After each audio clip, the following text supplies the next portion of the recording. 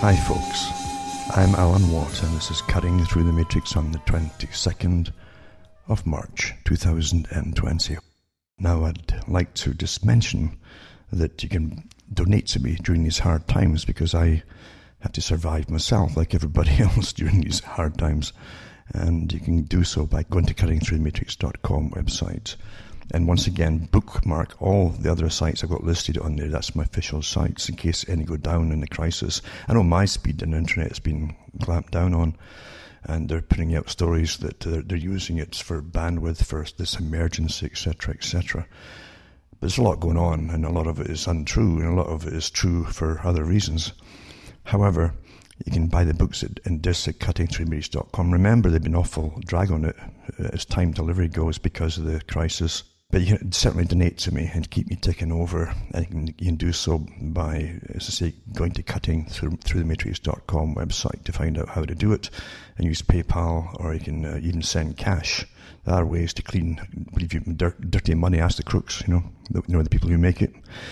And it's quite easy to just get by through the crisis, and if we just keep our heads, etc. So what I'm going to do is a 2-hour show right now.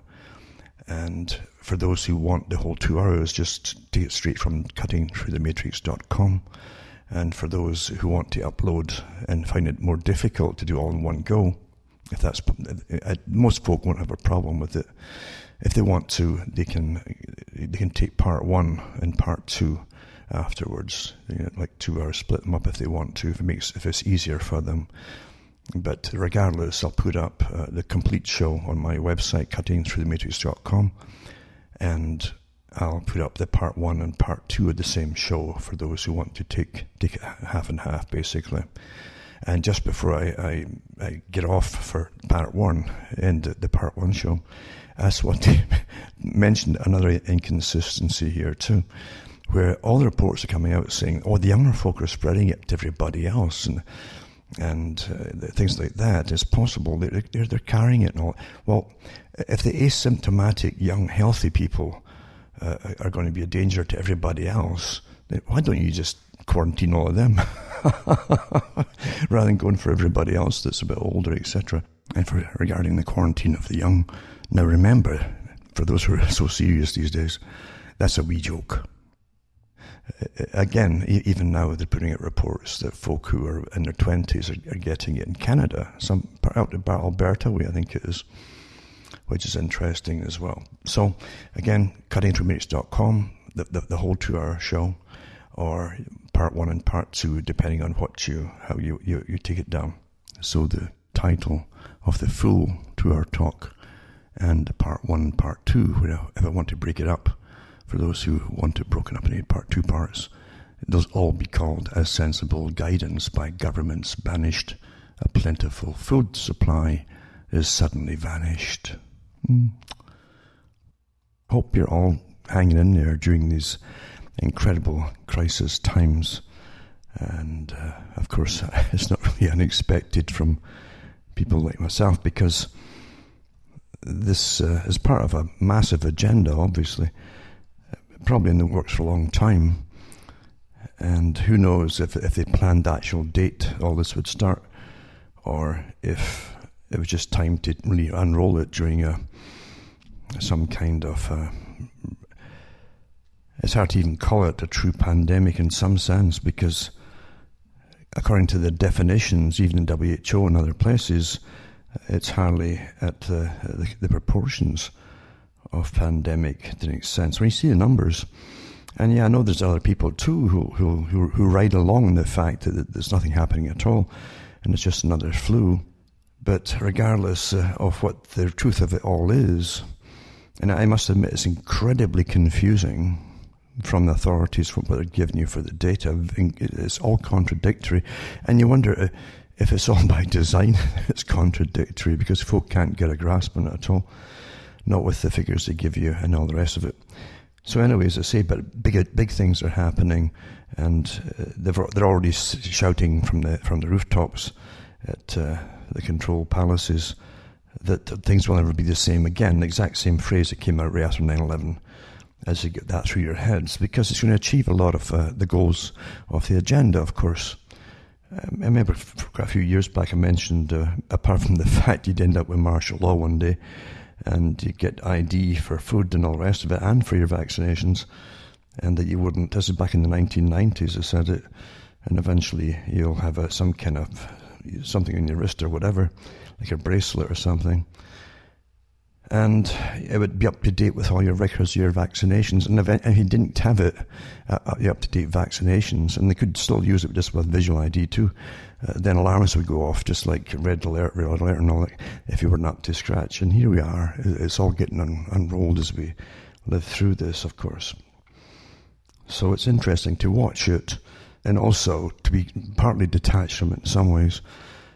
Of course, we're all affected by what's happening because the Emergency Powers Acts are unrolled, and that's wartime measures, of course, which people accept generally, most folk accept generally, is necessary in a wartime situation for survival. So give up all the rest of your rights, if you've got anything left at all, that is, and of course you'll be perfectly safe, and they'll take care of you. And I wouldn't count on the latter part either, because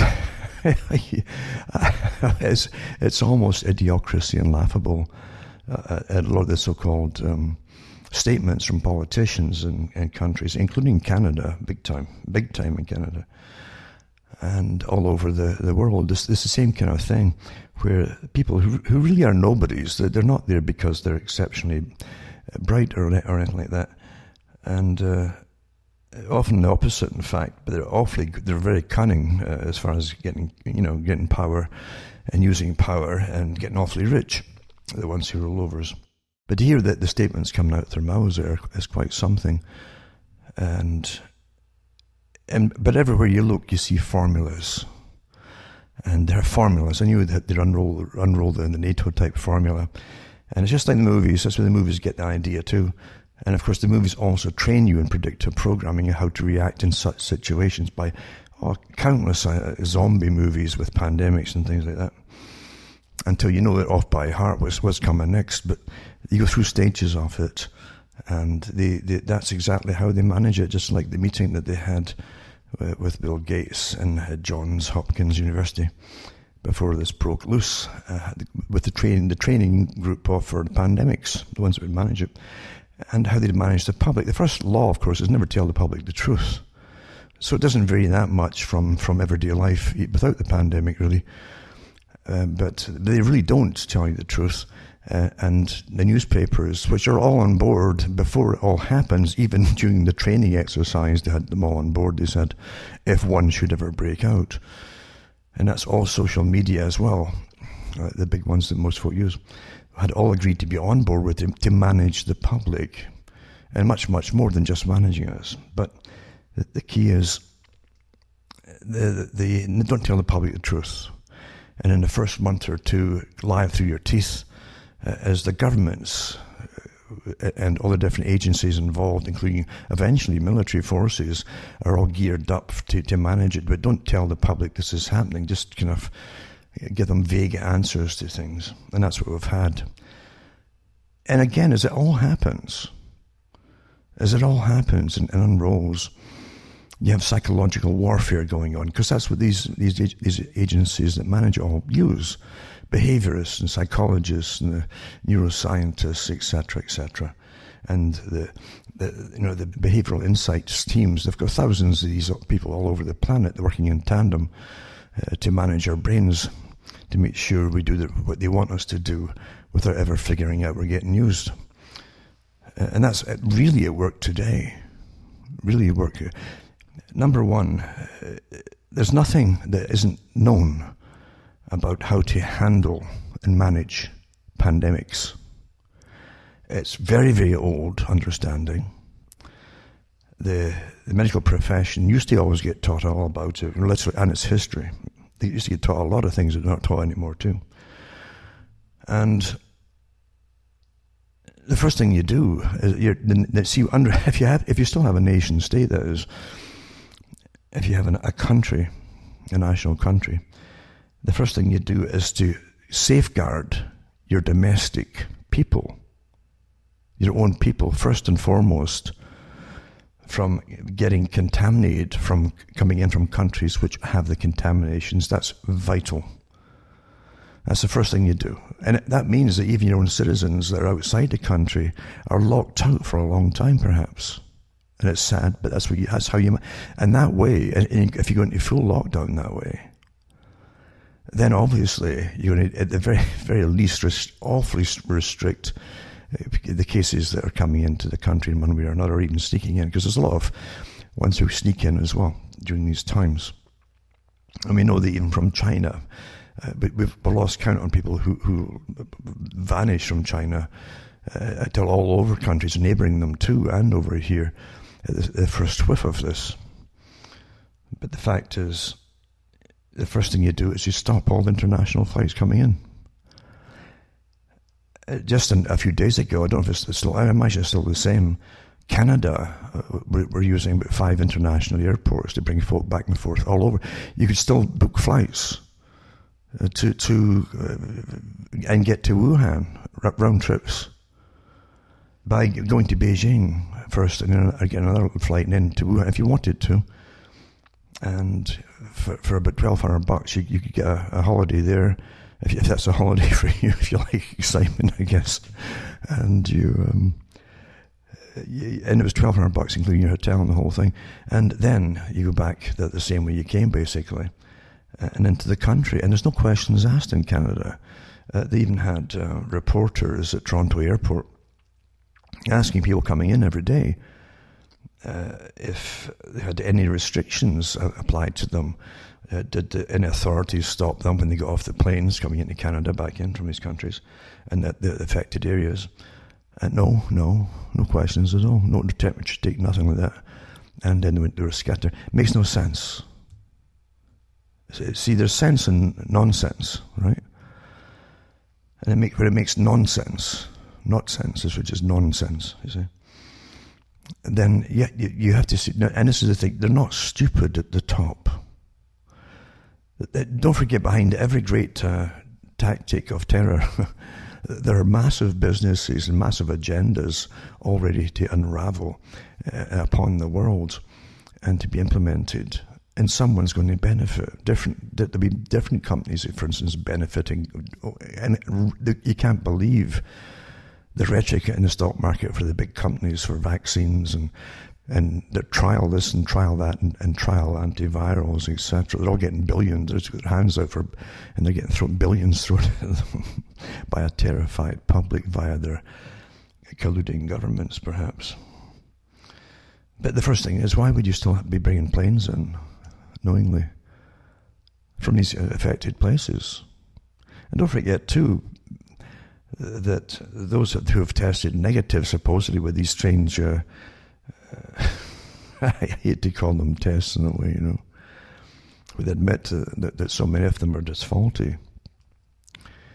Maybe the public are shocked by that. I don't know. But I can remember the names of the big corporations that got the contracts for years. They were doing the blood work for definitely Ontario and in other parts of Canada too, these laboratories. And for years and years and years, they managed a massive business. Guaranteed money, remember, when the insurance companies, this quasi-government oversight in Canada, and you still pay for your insurance, you see. It's taken off your wages, for instance, and businesses have to pay it too. So you have these companies who are making a fortune off of doing blood work. And a few years back, and I remember, it was no surprise to me, in fact, that eventually there was a huge lawsuit against them, and I don't know how it started or whatever. And they were transferred. The business was transferred to some other company, and the big one that had the contract for years and years and years, almost had been guessing the results. They were putting them through so fast and whole bit, and telling their employees almost pretty well to guess. Just make a guess, like a flick a coin, and it was that, like a flick a coin. And half the tests were positive, and half were negative for any particular thing. Which it was. It was a toss of a coin, you see. Now, you see, we've been brainwashed for so long, and this is vital to understand.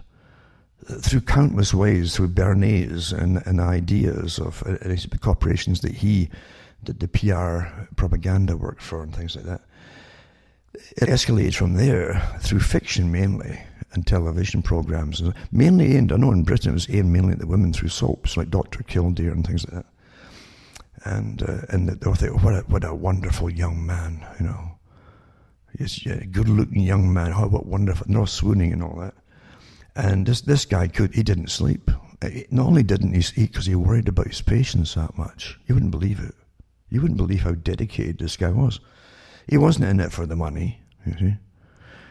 And he knew that his patients off by who they were, everything about them, and they were like personal friends, as just instant friendship. But he couldn't sleep when he worried. And in the middle of the night, sometimes it was voila, it would just hit him, you know. And wow, there's the answer to that problem. And all the women would swoon and say, what a dedicated young man. They'd all want to be hitched to this guy, see. And that really did start the ball rolling for millions of people across the world watching these soaps. And then they got into Emergency Ward 10, you see, another fictional thing. And there's the emergency staff. But again, now you go into the personal lives of them. They were just ordinary people too, with ordinary problems. And amongst all their ordinary problems, you had all the politically correct agendas, like what you do in a promiscuous society and things like that. So, and how is it? How do you manage any problem, etc., etc. And that's how you're brainwashed. But again, this hospital, you'd all want to be in it, because everybody in there who worked there, they didn't sleep. These people who don't sleep, like Kildare and all the rest, they never have bags under their eyes or anything. They never start making mistakes and spilling their coffee because they're half sleeping. No, these people are on the ball. I guess dedication just makes you so alert and well. Right? Maybe that's the key to health, is to love people so much that you're not there for a paycheck, it's to help them. You see that hospitals today too are public-private. They've been public-private for a long time in the socialist countries. And the American companies, if you want to call them American, it's okay. They might not even be American, really, but there's chains of these things across the planet now. And the governments are, in public-private, you pay for all the costs of everything, and they take the profit. That's the wonders of it. And if you forget that for a second, that's why they're really there, is for business. It's a big business. You see? Forget all your propaganda. Because it doesn't work out that. Again, people are fallible, obviously. You know, it's not, they don't think so, all of them, but they're fallible. And they'll soak up the PR things about who goes into hospital. You see, it doesn't matter who you are. If you're a nobody, you'll never get your name mentioned, but you get a celebrity going in. And, oh my God, we're all concerned about it. Oh, just like the soaps, you see. Oh my goodness. Will Jim be back in time for his date with so-and-so? This is, you're talking about the soap, but he's in hospital right now. Yeah? This is the junk your head is full of, because you're dealing with a business. Now, the business is not even the same business that it used to be years ago. The British system, for instance, had a good national health service initially. And like everything else, it becomes ultra-politicized. And eventually, towards the end, I can actually tell you when the end really was, even though the still pretends it's gone. But it was so highly unionized in different parts. There were all different kinds of unions for different segments of the hospital staff. That things were dysfunctional. And again, too, the country wasn't training domestically enough doctors either for the job. So you had all kinds of conflicts between different groups, even people coming into the countries from different parts of the countries fighting with each other in the hospital. I'm talking about staff. And then once you bring political correctness into it and priority hirings, priority promotions, in other words, people get promoted not for the fact of their abilities, then things go down the hill very quickly in any area. That's sensible too. But the hospital system, in Britain, is a profit-making thing for those who work inside. I'm talking about the higher staff and specialists and so on. It's just incredible what they take home with them. Honestly, it truly is. And Canada's the same. So you get away from this Dr. Kildare idea that he's there because they love you. That's why they're there. Right? You cancel that out right away. And today, you don't have in the hospitals the purpose that they were founded upon was to help the infirm. That's what they're called, infirmaries. They're infirm. And folk often get confused with old folks' homes and hospitals. A hospital is not an old person's home. And so your general hospital has all age groups within it, you see. And they're supposed to deal with disease. That's part of their function. And they have teams of infectious disease specialists that work there and so on. So hospitals are meant to do the purpose that they're there for. However, so much has really changed because, as I mentioned last week and the weeks before, and even long before that, we do get away from the fictional side of things and look at the real world. Incredible evil prospers because we're trained to be naive. And nobody would do that. Nobody would do that. You understand, there's no weapon made that hasn't been used. That's why they're made. They don't make things to take photographs and stand beside it so they can show their grandchildren. And often the guys who work with it don't think they're going to live long enough to have any grandchildren. But in the world of science today, the scientists, remember, are the new high priests in the white coats. That's their uniform, the white coat. And doctors have a stethoscope hanging around, because that was all popularized by movies, by the way, and television dramas, not by reality. Having something hang around your neck like that, if you try to run, if there's a particular code gets sounded in the hospital, is a very impractical thing to do. And if it falls on the floor, it's rather dirty, especially in the hospital. So you don't want to touch the patients with that after you drop them. And so hanging around your neck's a bad place. But that's what they do. Well, this is who I am, you see. That distinguishes you from a local grocer who might also wear a white coat, you see. He may have a sprig of parsley tied to his lapel. And that's okay. But everything today is symbology and who you think they are, etc. But people really are not there in this day and age with the same motivations to help anybody, except maybe themselves and the status. I'm not the first person to mention this, but Professor Carol Quigley talked about it in his book Tragedy and Hope, in one of the chapters about the up-and-coming big middle class in the US and how the greed factor and the system of the culture was literally dog eat dog to climb to the top. That the medical industry would literally go to the dogs in a sense. And I hate that expression, I like dogs. But it would fall apart because of the greed factor, as everybody rushed into it as a place to get money as opposed to there to you realise the 1920s and even the 30s, up until that period into the 40s, people who went into medicine often at one time came from the wealthier classes. They didn't need the cash so much. And they did do house calls. They really did. And they did know their area people, the people in their community. They did know them. You try getting that kind of service today, it's not going to happen. And the hospitals today are not there just to help people out of any kind of love for the people.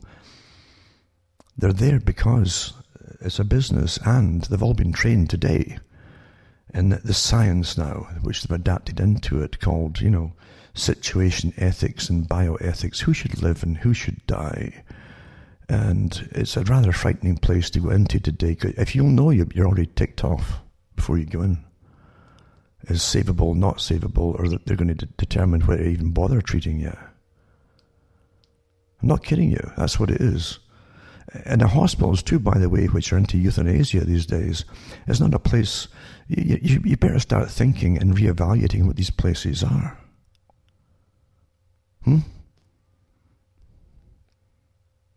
I mean, Dr. Kildare didn't say, back in the old days, when he was asked out for he didn't have dates, you see. He would just accept meeting someone for a cup of coffee. That was as far as they went, you see. But he didn't say, "I'm sorry, I can't make it. I've got 10 patients to euthanize." You know, we've turned a whole different way in direction of what it is today. Till you even have, and I think in Canada and Ontario, they had an article about a glut of organs harvested. Thanks. There was a glowing to our policies now for assisted suicide or euthanasia. That's what it is. And it's promoted like a good thing. So you have to really think about things. And so you're seeing in Italy, and Italians haven't gone all the way to just see us all as paychecks.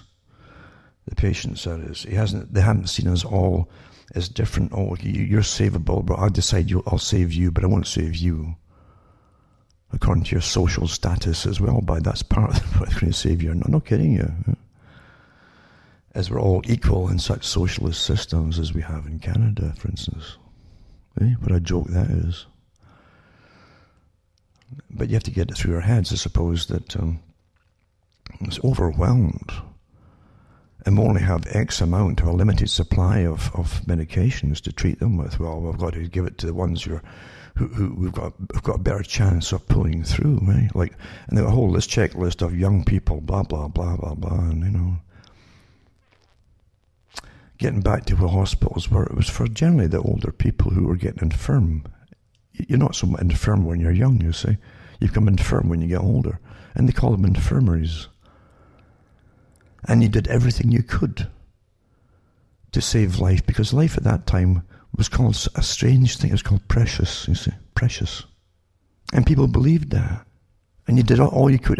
When someone went in the hospital, they didn't say, "Oh, they're going to do their best to kill me gently." No, didn't. That wasn't done then, you see. Today they've got special teams that come and see you. And the nicest person you'll meet in the hospital, I met them in the 2016. Well, I ended up in there, and I was coughing blood, a similar thing as this thing here. And they had the little team there, and they're looking at you like three monkeys, And so, in the hospital that I went to, in Canada back then, the nicest guy who came back, he's the only one who came back occasionally to tell me how it was progressing and how the tests were and all the rest of it.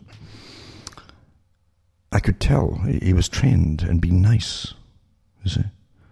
And if when he wasn't sure if I had cancers or what the heck it was, I didn't know, my lungs were a mess. And he gave up and said, "Well, you can always think about the future. It all depends how you see things, And I was getting you ready for the big decision, you see.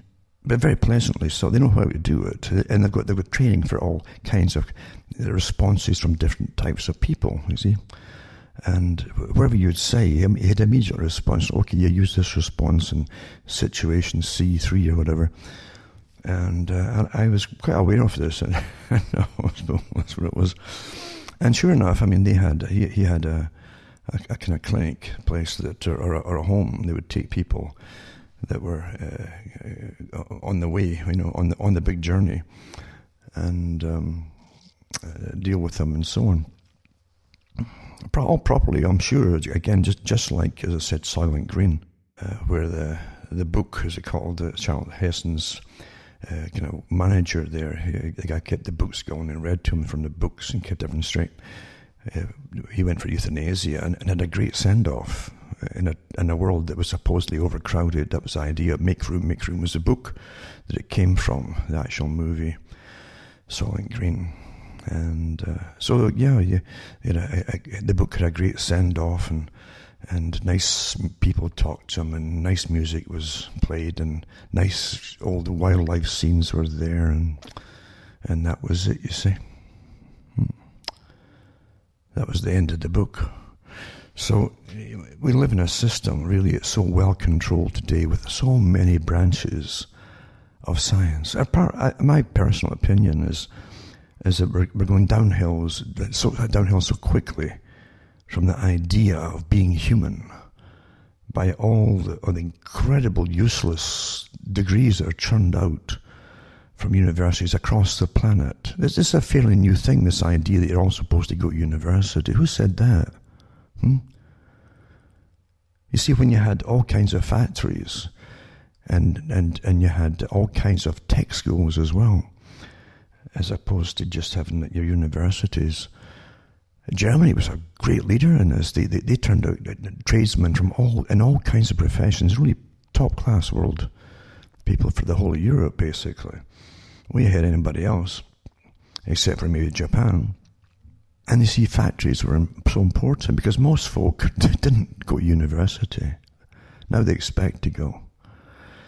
And you can get degrees in belly dancing now, I hear, and things like that. All kinds of social politics and divisions of social politics. It's like multiple divisions of Marxism, basically. And specialist areas of Marxist thoughts and all that kind of stuff.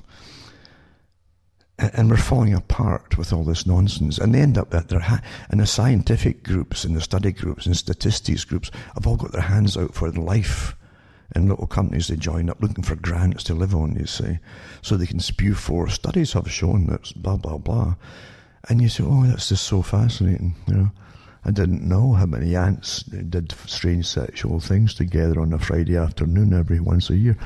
I mean, I could live without it, to be honest. But yeah, this is what the sort of stuff they churn out. Endless rubbish, you see. But then you have the other ones too who work in the labs.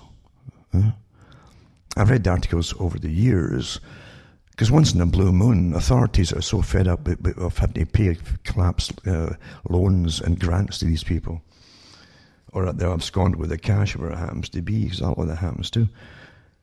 We'll admit that all these things, did you know that eventually scientists hope to blah, blah, blah, and hope to do this, are generally countered or turned over, and the studies have found that this does that and this does, are basically contradicted with subsequent studies. Most of it is bunkum. But they've got to churn something out to pretend that they're actually doing something for their big grants. That's what it's all about. It's all about that. And how many years have you read that white wine is a good thing, or then another unit's a bad thing, and it's best to try red wine to save your heart? And then it'll come out after that, it's bad to take wine at all if you certain conditions. And then they're back to the white wine again before you know it, then they're red again. It's just an endless circle of the same old reports that saves them even writing new ones for their big grants. It's just astonishing. So again, getting back to hospitals. If you go into a hospital and your friends go in, you should make sure you have an advocate. Someone who will stand up for you no matter what happens, no matter what the doctors tell them. Because they'll but ones who, as I say, who are basically trained to persuade you what to do, what they want you to do. They're very good. You'll like them. They fit right into a soap opera. They're so concerned. And as they persuade you, oh, well, I guess so, darling. You should have someone there who's going to stand up for you. You know why? To make sure you come out of the place alive. Because it's not the old style at all of maybe occasional. You used to have great country hospitals, small hospitals were more relaxed, but people weren't caught up in the rat race, you see, so much. And if you're caught up in the rat race, you're more inclined to become a bit of a rat yourself, and you'll start to adapt and adopt these particular memes that go across them. People there's just too many people, and people over a certain age shouldn't live anyway, And isn't it sad when you actually hear folks saying this kind of thing in this day and age? Never dawns on them that the age will get lowered until they're in it. No one bothers to read Julian Huxley's ideas for the socialist society that was to be controlled on behalf of his elite group that he worked for. They gave you socialism, you see. We'll be your champions, you'll all fall for it, but we'll guide and shape you into the system that we wish to have. We'll dethrone you from your throne as being a superior creature on the planet, and bring the level of your status down to that of the animal or below. Until basically they'll tell you your life isn't worth ding ding, You little piece of awful protoplasm, you. And that's how things are done, folks. Everything's done with incredible psychology in this day and age.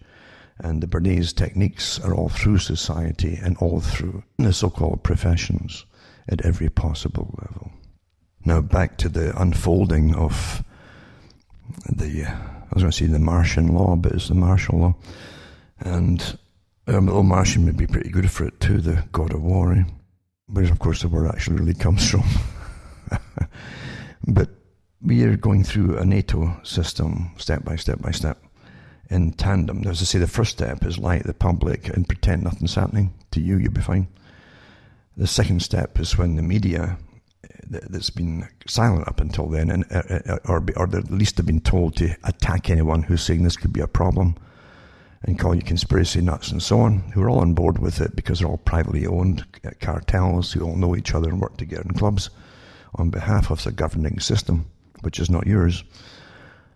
But in the third step is when they're told that this on the same day, they know in advance, but they're actually given a date. Now it's implemented, terrify the public, and they go into hyper mode, way more than conspiracy theory, and until they do a good job of it. I listened to one guy who works way up at the CDC in an interview, and he said that. He was asked a question, aren't you terrifying the public? He said, well, yes, we are, yeah.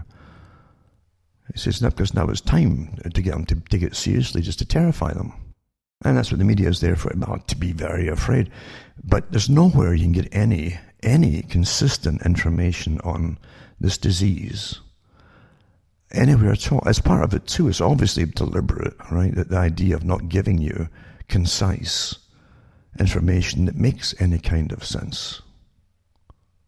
Have you noticed that? In the same articles, you have contradictions, maybe 5 contradictions on what they're telling you are the facts in the same article by themselves, contradicting themselves. And then they'll give you total coronavirus cases, at least the COVID-19, which is now calling SARS-2 COVID-19.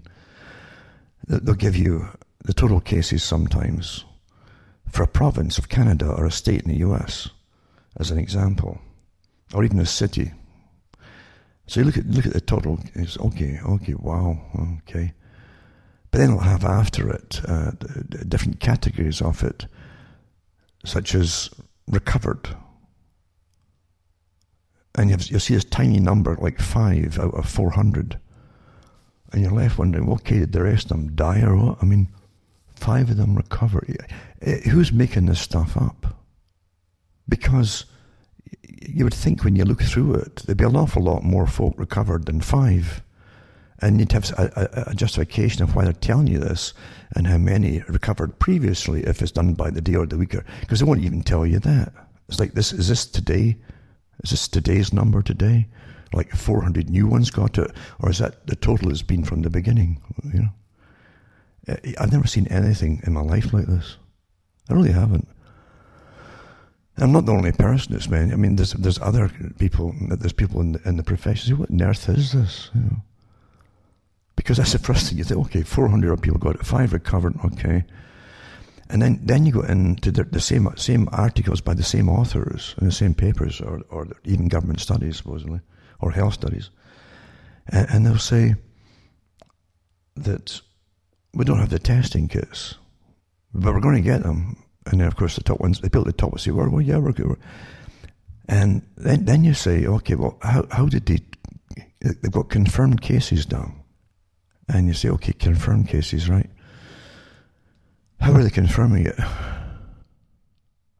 Are they using what see, I know they're in Canada, they're not using the MRIs and so on like they do in China. Every hospital there's got quite a few MRI. They can really go one after the other, boom, boom, boom. Here in Canada, Ontario, literally, I'm not kidding you, like CAT scans, you can be on the books for a year, easily. But there, they can actually diagnose that because you get a particular mottling effect and a patterning in the lungs. You can see the patterning of it, and in the blood or even the tissue samples and so on. So you can do it that way too. But most countries are using, oddly enough, signs and symptoms. Now, the signs and symptoms are so incredibly varied. If you've got maybe 15 signs and symptoms, or even 20 signs and symptoms. And I've seen that for this thing. Yeah? You may have, and they'll tell the classic sign, but then I'll tell you in the same article that not everyone gets all the signs and symptoms, which is normal in medicine, And then you'll get these oddball signs and symptoms, and a lot of them could be anything at all. And I was thinking about, I know that when this happened and broke out in China in January, China also admitted that there were two of the others, obviously H5N1, no H1N1, broke out about the same time. These flu strains, the annual type ones, they're slightly different from the usual ones that you vaccinate for. So you had now two strains going through the countries at the same time, and with previous strains, right? And I remember when one of the big flu pandemics, you want to call it, or epidemic, came through a few years ago, and I did the stories on the radio at the time, and I followed it closely because they were hyping up, and hyping it up, and I thought, well, how are they testing for this one? Because eventually, in a quick time period, they actually said, it was announced, the doctors were told if anybody with a runny nose and maybe a cough or maybe a fever, like a head cold, put them down as just take it for granted that's the flu. And so you had this massive figure of folk with the flu. And at a time when most folk just had a common cold or the sniffles that you wouldn't even diagnose, In the spring in Canada too, you get incredible fungus breaking out, even in the snow, I get that, but I'm so sensitized. I start, my nose starts going. And you get the mold too, even in the houses. You scrub them because when you've had maybe about 6 feet sometimes of snow surrounding the walls of your house, and it's going down and down, that starts the stuff. It really makes a big difference inside the house on any drywall and so on, and you'll see mold appearing occasionally. That's what happens. Quite common here. And these wooden type houses. So anyway, again, getting back to the facts, after reading about the cases for Ontario in different parts of the country, then you realise, no, they're not testing folk. And then they give you this new thing where all these different places on the internet, and here's the phone numbers too, and you get 5 different places to phone to get to a person who might be a real person and start speaking to you. You can spend days on this thing. No kidding you. So that they'll decide where you have to get treatment or not. And they've already done it across the world. They're telling folk without any treatment or even testing, just self-quarantine. Right? No testing, but they'll go down and you see as first as presumed cases, and then eventually the presumed bit disappears and they just put it down as confirmed, even though they haven't been seen. That happened before, as I say, with the previous two big flus that went through over a few years ago. So that's what's happening now too.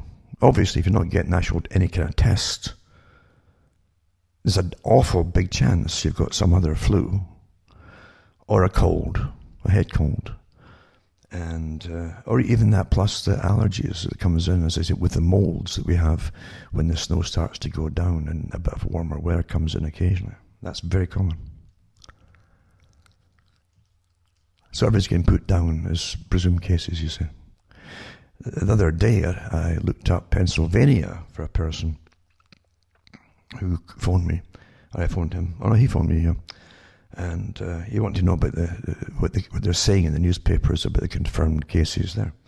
And I had the same kind of, it was identical to Ontario, really, with so many cases and presumed and confirmed, right? It said at the bottom, from a government site down there, from the local government site, it said, we shall have better results after giving you all these statistics and so on. Better results when the primary, I think it was a primary set of testing kits is delivered. They didn't have the kits that you tested. So how were they confirming it then? Because they're not taking them in now to do what the Chinese have been doing in the West.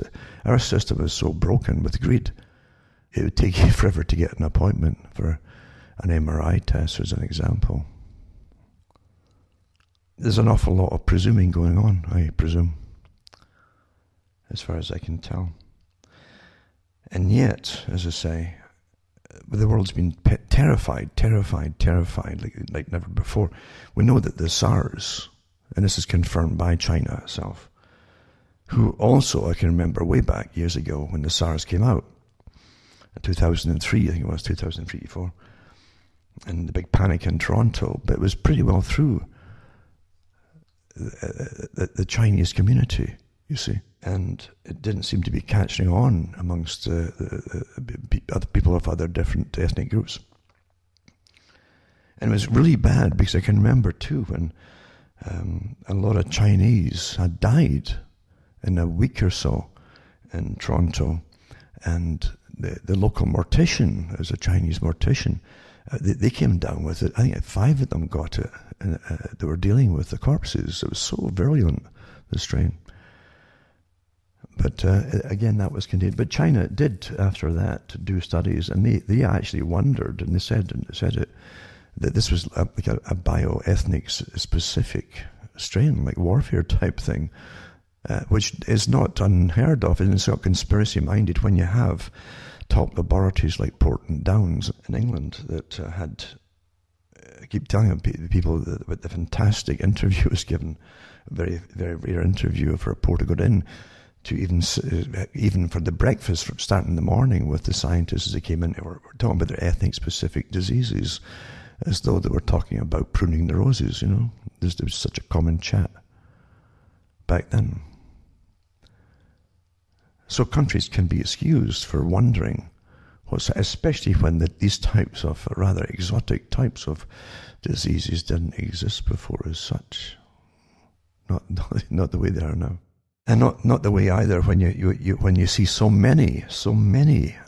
Again, we're churning out people to be scientists, all with their hands out, you see, who all want their names in history books for discovering something or creating something. And right down to that article I put up before from a Harvard professor who deals with training people for biolabs and so on, asking if they should be using the laboratories to create potentially deadly pandemic diseases. Well, why are they creating it? Well, the excuse is that, he was trying to predict in 1,000 different ways how this virus might mutate. What it's like to me is someone who gets a basic machine gun, you see, and I wonder how I could alter this thing. If I jump ahead and see how it improves in 100 years' time, all the different varieties that could make with this machine, and then you do it yourself until you got about 1,000 barrels all pointing in the wrong directions.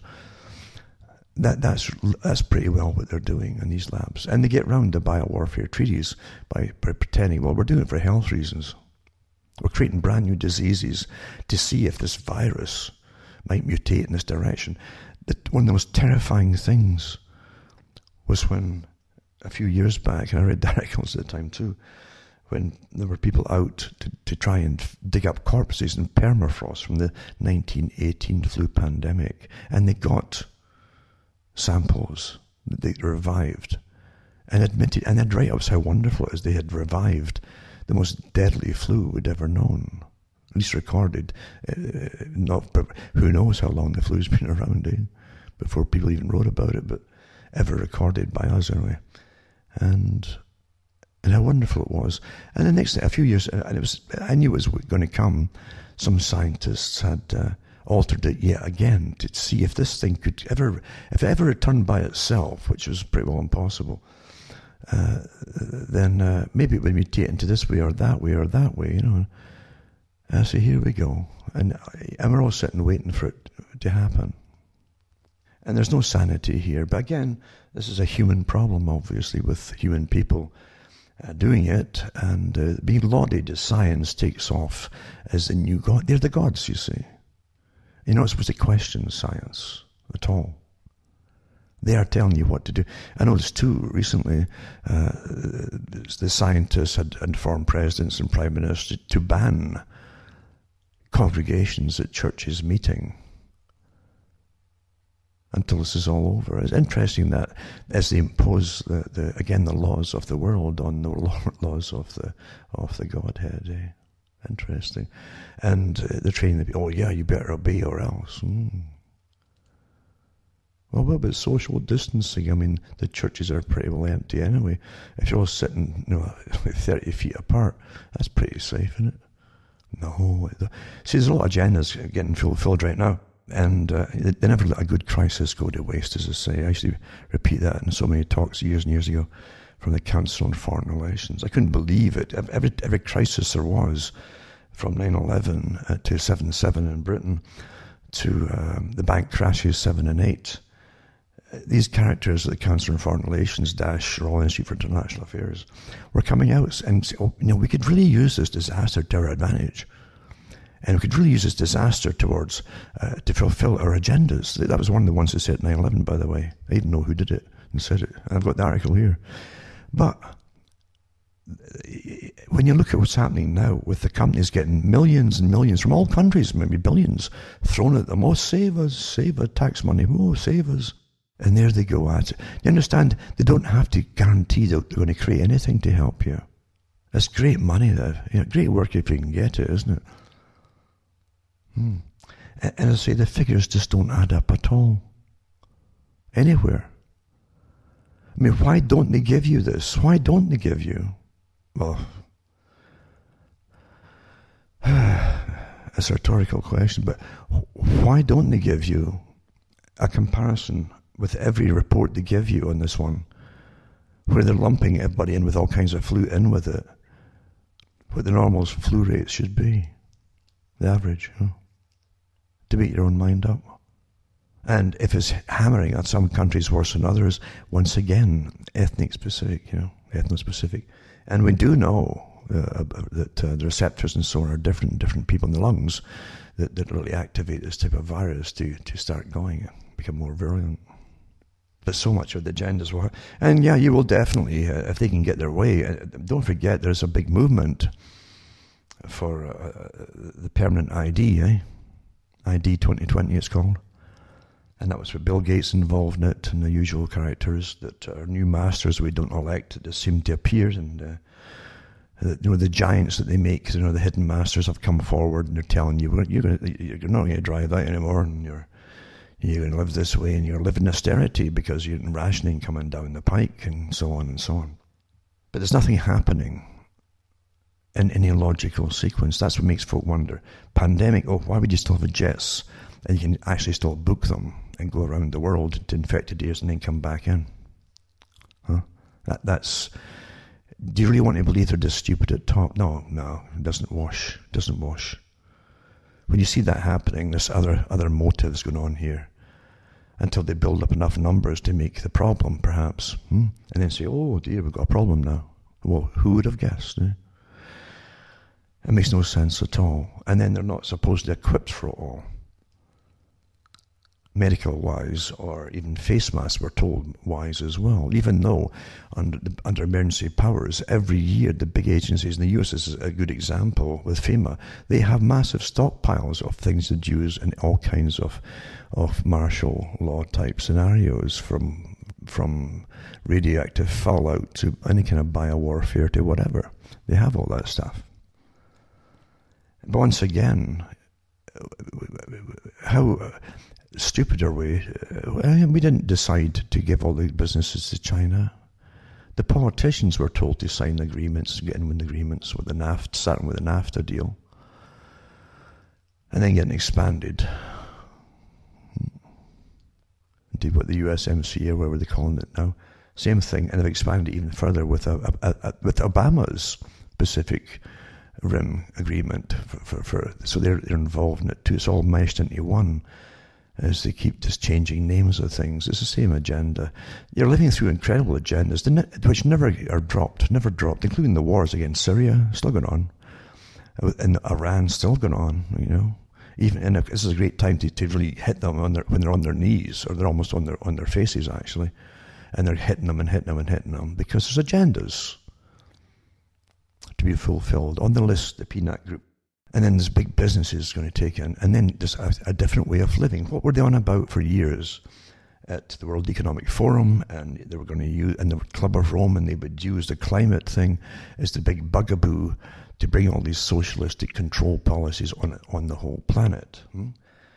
And the last big climate one they had, people are not listening enough, and we'll have to get more authoritarian and demand who can have children and who will not have the old socialist agendas on behalf of those who ran the Fabian societies from the 1920s, the 30s.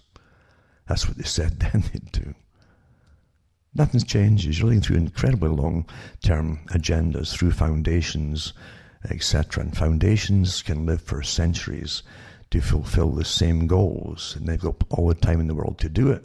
And they train every generation that they hire, once they bring them into it, to do the work, and then they retire, and there's already people taking over. You can't lose when you have that, with all the money in the planet to back you up, because the guys own all the money in the planet that own these foundations, all of them. But that's what you're living through. So you're living through a system where you're terrified. The press is saying, be very terrified. You can't make head nor tails. That's why your governments, this is what makes the panic happen, are all telling you to be very terrified, but they're not, and they tell you to go home and quarantine. The whole, just go home and stay there. With no follow-up, like, okay, how is your state designed to get any food to you, as an example? The folk in the cities have been cleaning out. Some of them are sitting waiting at 7 a.m. now, I hear, even in the local cities. They were going to give an hour in the morning. It probably had the same in the States and elsewhere. This is the global programs they unleash you. Well, what about the old folk? Well, we'll tell them to come in at 7 a.m. All the old folk, all the infirm ones again that they want to run here. 7 a.m, and they can have an hour of shopping. Well, the old folk are getting stampeded over, but other queues of every other age group is just dying to get in. And it's mayhem and madness.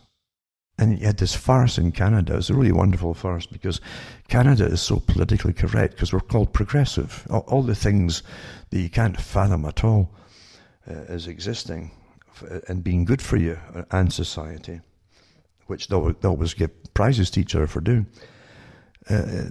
Canada's, we're different. We won't need all this kind of authoritarian thing as they have in the States.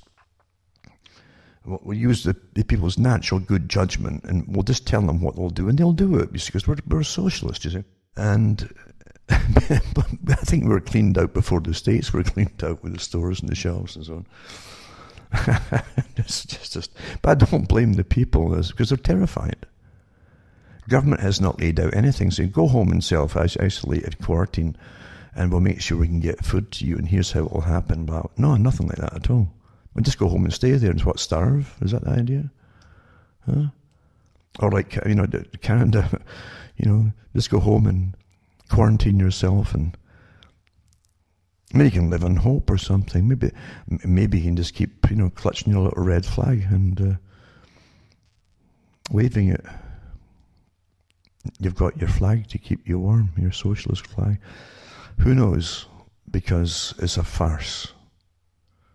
And you cannot believe that the people are just so idiocracy. It's idiocracy. You can't just believe that. No, there's always a method, as I say, to the madness. Always. And things that will get pushed in big time. So this is intended, obviously, was the stores getting clean. And I've had reports of folk, and I understand folk trying to get enough to get through a month, because they've had no warnings from government or no advice that we're going to make sure after a month.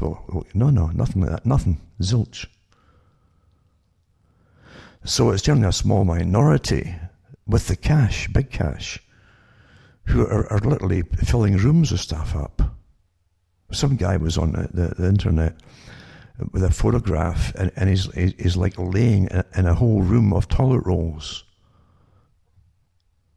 A room full, And I got a report from that someone saw a woman with 5 of these big push carts that you get in the grocery stores, 5 of them. I don't know if she was linked them all together like a train, pulling them, loaded up like you wouldn't believe. That's how crazy folk are getting right now.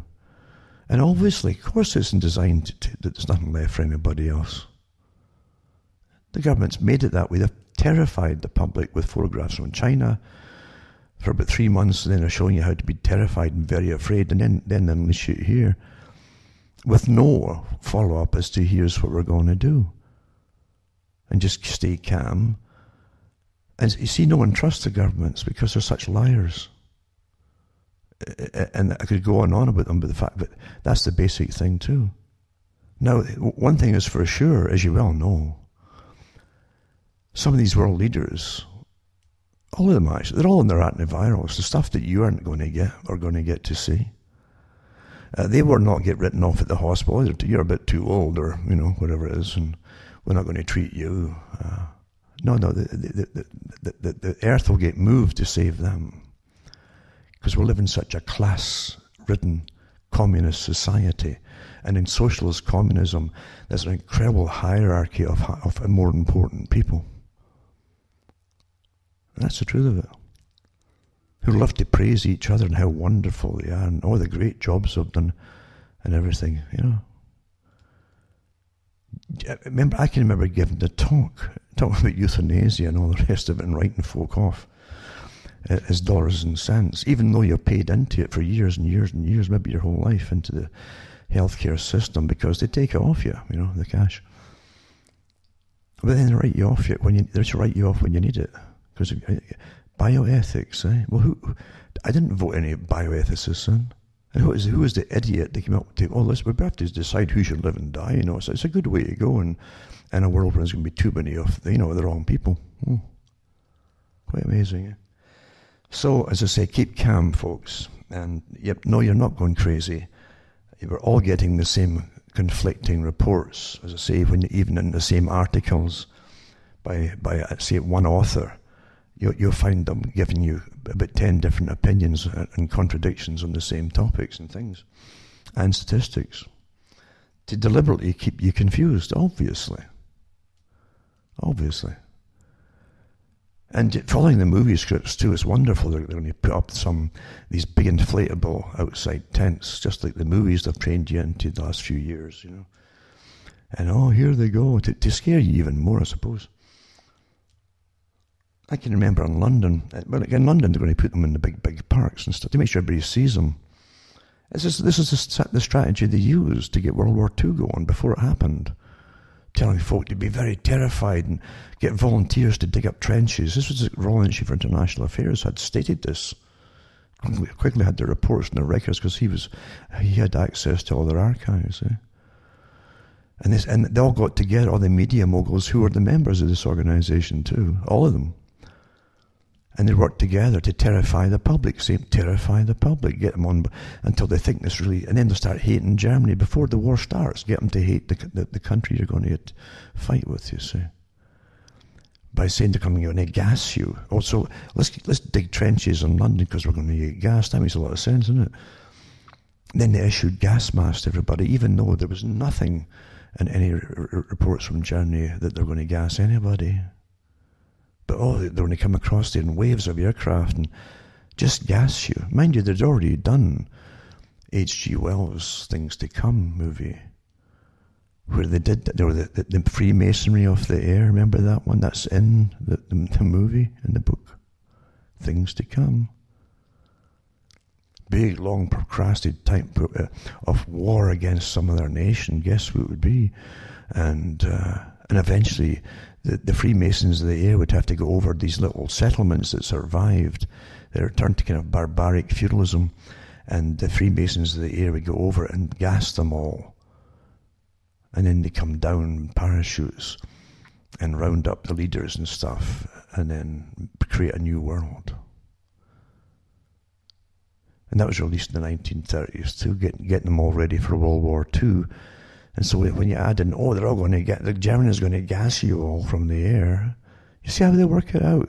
Predictive programming over and over, eh? So here's gas masks, and every mum had to have them for herself and her children.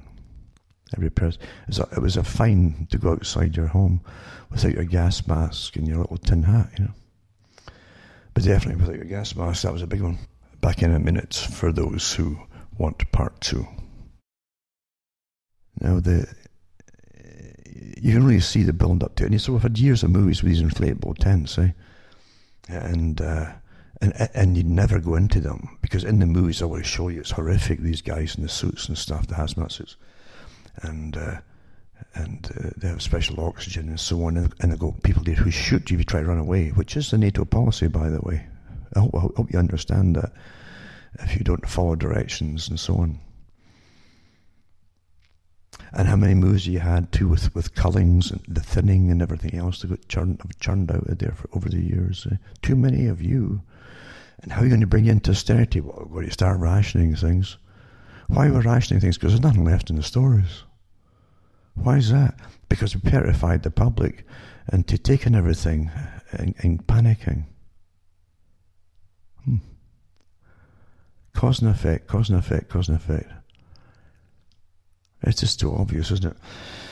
So, I don't think you're going to come out with this. And I really believe this. They really don't want. I've looked at some articles from some of the big shots, and they actually believe that they could continue this for a few years if they want to, step by step with austerity. Just like World War II. Britain in World War II, they were still issued ration cards up until 1952 or 53. Oh, we understand what they can play with these sort of games. And now they're talking about the digital rationing card, etc. And even having special IDs for your cars if you go to pick up groceries and things. They have that all set up already. And even in Walmart, I believe that there's police out at the moment. Eventually it'll come to the military. And they'll know how many times you visit that store in that week, things like that, you see. And it's true, some people are so panicked that if a man and woman and say one offspring and they've all got cars, they're all taking different stores every day, and then next day each one will change so that there's the different identities. The son will go to a different store that day, and so they all swap around the stores so they can't be accused of, and they're literally taking everything they get their hands. They must be borrowing money, thousands of bucks, to just keep buying. It's just astonishing.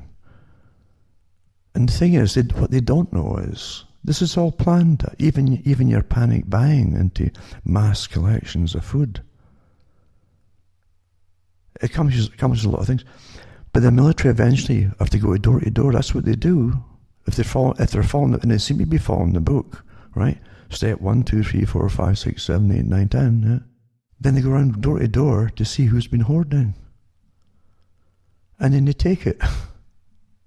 By me saying that, you see, and they start looking for other places to hide it all, then they're all getting, they don't even know they're getting watched. You probably, people who used to watch the old scientific rubbish on TV. Oh, scientists have put something in this little mouse's brain, or this rat's brain, and they've got wooden mazes and things, and they give them little names just for the camera, because they're just numbers in reality for the scientists. This one here is going to get from here to here, and they've got a little maze to go through from here to here to here, and they've got 4 choices to make, and blah, blah, blah. And they have predictions after stimulating practice which way it's going to go. Well, we have neuroscientists and behavioral scientists and behavioral insights teams, and we have all social media that's on board with this, that's officially pronounced back in November before it supposedly broke out at the meeting that they had there to plan the emergency, you see, on a tabletop, scenario, as they called it, with the same characters who were to be in control. And they went through all, and how the people will react, and how they expect them to react, and how they'll lie to them about this and lie to them about that, and even prompt them this way to do that, knowing they'll do the opposite. You're getting used and abused and stimulated. You don't even know it. You see, you're following an agenda unwittingly that the master has laid out for you.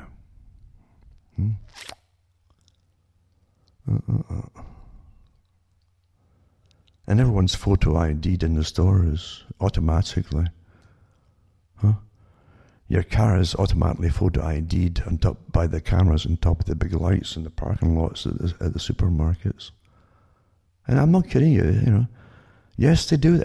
It's cheap to do. It's not like they're having to put any money out on you. I know everybody's getting done. Matched instantly. Dum, dum, dum, dum, dum. Print up, But can you blame the folks too, the ordinary folk? Because I say governments have laid out nothing, absolutely nothing, about how they're going to... They're ordering the folk to stay home in some places, right? And yet, they aren't telling them how we're going to get food to you or whatever. And do you think that's just a mistake, or they just forgot or something? Everything that happens is very, very deliberate. And professional teams of manipulators, expert manipulators, are working on you, all of you, all the time. And the first thing is to give up all your rights. Okay.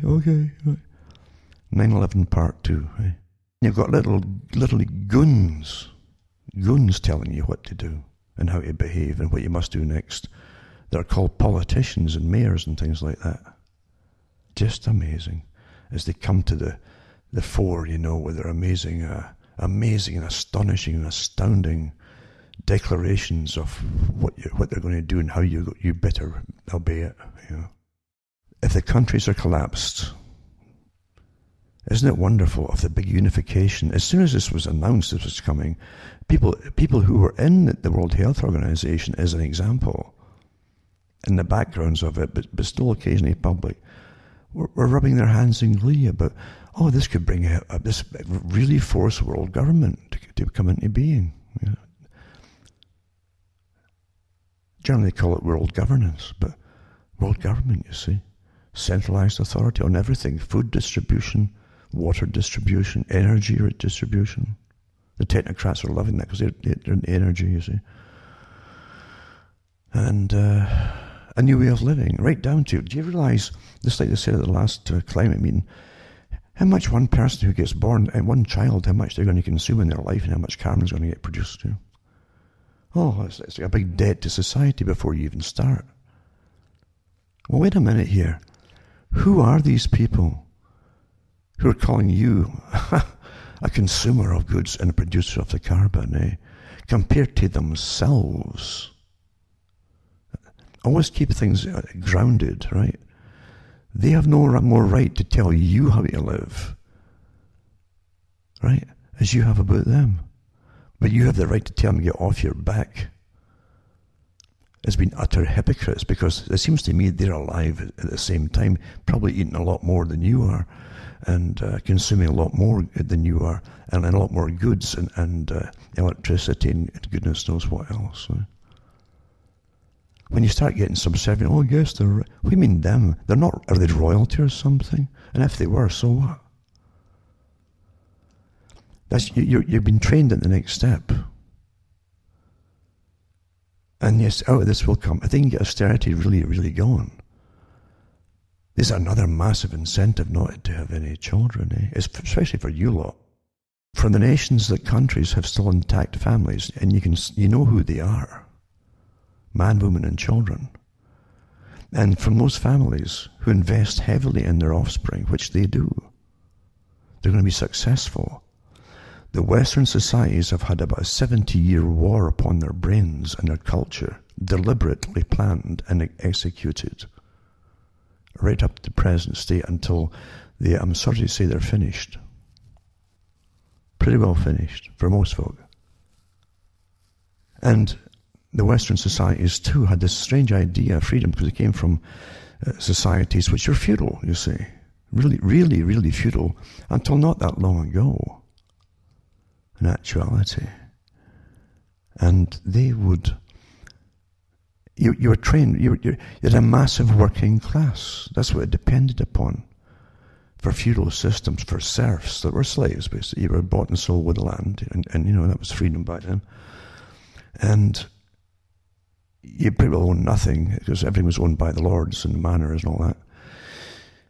And the reality was that the stock that came out of that never really got away from it, because, for instance, Europe, and especially Britain, went into basically an industrial age, forced the peasants off the land by different means into their big red brick cities at the time, where they overcrowded them in these awful crammed in little houses, where they died in terribly with diseases of all kinds, no hygiene, often no running water or even septic systems and so on. So that the masters owned the factories, chains of the factories. Nothing really changes, isn't it? Could get incredible profits with slavery and no rights for the people, of course. Now China's doing the same thing, but Britain's was different in that it took almost revolutions inside the country to get any rights at all. It took a long, long, long time to get any rights at all.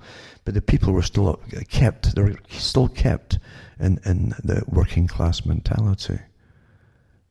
And in working class schools, they never heard about getting their own business started. It never dawned on them, in fact. It didn't dawn on their parents to get their business started and how to do it. They felt inferior. They were trained to feel inferior. And that's the truth of it. They never really broke out of it, even when the factories were taken away from them too, by the free trade deals made by the Royal Institute for International Affairs. That's who drafted them up, folks. Folk, you don't even vote for draft up all the big things that you have to obey. But they were kept in their working class mentality. And they didn't invest this high intensive investment in their offspring. Because the parents themselves, that's how they were. They pretty well just survived or died. Simple. As simple as that. And the universities, even when eventually it got to subsidized university entrance and all the rest of it, and for a lot of people, they still couldn't afford to leave and get put up or have rent somewhere else and buy their books and all the rest of it. So it was still a disincentive. If you didn't have the cash, you just couldn't do it for most folk. That's how bad it really, really was. That's the truth of it. But if you look at China and India with really intact families still, and the high intensive investment in their children, and then you can see the success right there. Look at the West right now. They're all off to the beaches during this so-called break, where they might come back with more diseases than COVID to pass around. And that's where we are. Our culture's been destroyed this way. I hope you understand that. Deliberately too, it wasn't by accident. And here's the next phase of it as well. Here's the next phase of it, where so many things can get fulfilled. Oh, they wouldn't listen to the climate change thing. They wouldn't they wouldn't go into austerity voluntarily. So we make it happen. How do we do that? Well, we terrify them to clear out all the stores, and it works awfully. It doesn't matter what culture you look at. You terrify them, they'll do the same things, and they're prompted to do the same things. If the governments say right off the bat, don't worry, we'll make sure that we get food to the peoples and the rural areas too, right? That they haven't even mentioned. Just go home and quarantine and stay there. In the rural areas, some of the rural areas would have to leave home at 6 a.m. to get, or 5:30, into the cities to get the food. And by that time they're already getting stampeded underfoot. So this is deliberate, as I say, to bring in other big programs. And the socialists are rubbing their hands in glee. And I've never met so many millionaire socialists in my life. They're all so happy and wealthy and all that. And they keep fawning over helping the people. And they certainly do help themselves to the things that the people from taxes, etc., and give themselves very good pay raises, and always celebrating themselves, getting back to Ontario as an example. Healthcare. I can remember quite a few years back reading an article and from the Canadian papers where Ontario, and the same Ontario that's decided not to treat certain folk over a certain age or whatever, bioethics, you see, it's cost effectiveness. Stop thinking about people as with like real valuable creatures and see it with practicality. Just give treatment to those people we think could survive, or if maybe they're more essential to the community, or the UN definition of a good citizen, a good producer and consumer, and pensioners are just consumers. You see, click, click, click in the brain, eh? But I can remember Ontario put $40 million a year to tell the people how great the healthcare system was. Why didn't they put that $40 million into the healthcare system? The system we're living in is an alien system to what you're brainwashed to believe it is. It really is. So, a lot of things will happen with this supposed pandemic. As I say, we can't get any real data on facts. And we're saying, well, what's causing the big problem in Italy, etc., etc. Do you think it's just a massive retirement home or something? Is that what they're... No, they're not saying that at all. But they do have a lot of Chinese people there too that are into that whole area where it's happening, for the big factories, and the cheap labour for huge leather factories and so on. We just don't. We won't get any real information. You understand? Because this is meant to terrify everybody, including those who are less likely to get it. And why would you offer cheap flights now that the students are off and the airlines are hurting? Cheap flights to all across the world. Very cheap for the students. First time offer, eh? Even though they'll say, if you come back, there's a good chance, China said this, that there's younger people who were spreading it all through society and not feeling the symptoms. They were the cause of most spread. And your governments then help subsidize airlines to make students, rather than have them poor souls get bored, go across the planet for a party and have fun and all that, and then come back during a supposed worldwide pandemic. But no, Conan Doyle said this in his novels with Sherlock Holmes. I'm paraphrasing, but when you've examined all the clues and all the causes and all the people involved and so on, when you've examined them all and it doesn't fit the bill of why this has happened, then and you look at all the possible, then and toss them all out, then only that which is inside the impossible must be true. And yes, this is all deliberate, there's no doubt about it. And too many folk have too much to gain on a massive world social agenda, really. And they're not shy in telling you if you really know where to look. Anyway, here's a few articles I'll just get off. And just to show you, this is from MIT. To stop coronavirus, we need to radically change almost everything we do. Doesn't that just ring a bell with what I've been talking about? How we work, exercise, socialize, shop, manage our health, educate our children. I hate the word kids. Kid is a small goat, remember. Take care of family members, which if you say it's a goat, then you're dehumanizing them. We all want things to go back to normal quickly. What was normal for most folk? But what most of us have, probably not, we soon will realize is that things won't go back to normal after a few weeks or even a few months. Some things never will. And they give you all their coverage of the coronavirus 19 or COVID-19 for free, etc., and give you. But they say it's now widely agreed, even by Britain finally, that every country needs to flatten the curve, impose social distancing to slow the spread of the virus so that the numbers of people sick at once doesn't cause the healthcare system to collapse, as it is threatened to do in Italy right now. That means the pandemic needs to last at a low level until either enough people have had COVID-19 to leave most immune. They're telling me, have you noticed that they can't explain it? People can't get meanings across these days. I've really noticed an awful lot of that. So that enough people, right, to leave most immune. So, and is that I'm trying to tell you that most folk have to get it? Is that what he's trying to say? You have to think for them, you know. It says, assuming immunity lasts for years, well, which we don't know. So why assume it in the first place if you don't know? If it's a brand new thing, it's not behaving like other ones. Or there's a vaccine, you see. Then they go on about limiting meetings to 10 people and blah, blah, blah, blah, blah. All that kind of stuff. But the message really is it's never going to be the same. Well, the banks are collapsing. And they collapsed 2007 and 2008, not because it had to happen, it's because it was a political decision at the top to make it happen.